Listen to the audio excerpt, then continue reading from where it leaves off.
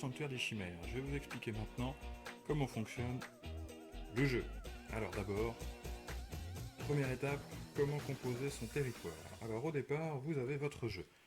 Ici, c'est le prototype, tout simplement parce que les cartes définitives ne sont pas toutes prêtes. Donc, le prototype. Alors, c'est très simple. Comme vous pouvez le voir, quand vous posez le jeu, qui de l'autre côté a des créatures, des animaux, qui sont tout prêts à jouer, au dos, chaque territoire, chaque famille a un dos différent. Donc dans un premier temps, il suffit simplement de les trier. On va faire ça rapidement. Il y a dans chaque territoire 15 cartes. Donc vous jouerez avec 15 cartes. Les bleus, les noirs, les verts et les marrons. Voilà. Une fois que vous avez séparé, vous choisissez le territoire que vous voulez, la famille de couleurs que vous voulez. C'est très facile. Alors ici, les dos, vous l'avez compris, ce sont des protège-cartes.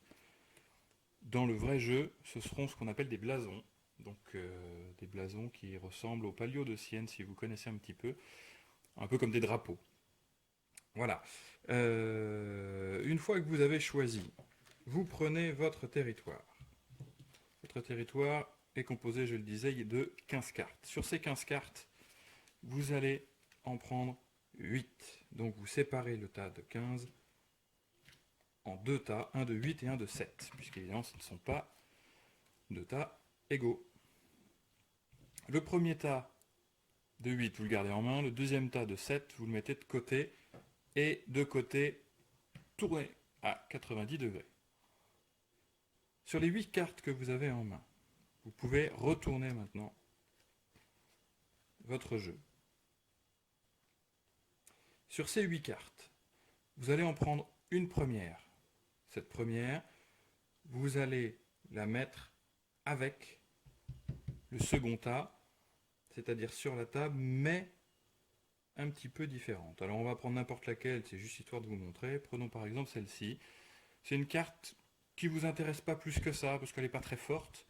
Ou alors, au contraire, c'est une carte qui est très très forte, mais qui, elle, est difficile à jouer, donc vous sécurisez les points, puisque cette carte que vous mettez comme ceci, juste au-dessus du second tas, qu'on appelle seconde main, et la première main étant les cartes que vous avez ici, les 7 cartes que vous avez ici.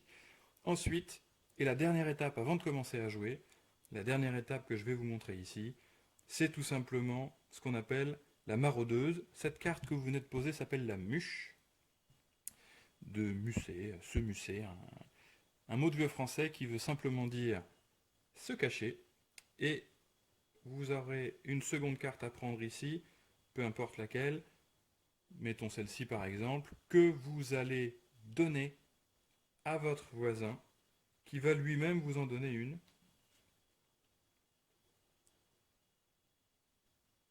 Comme vous le voyez, ça se remarque tout de suite, puisque les dos ne sont pas les mêmes.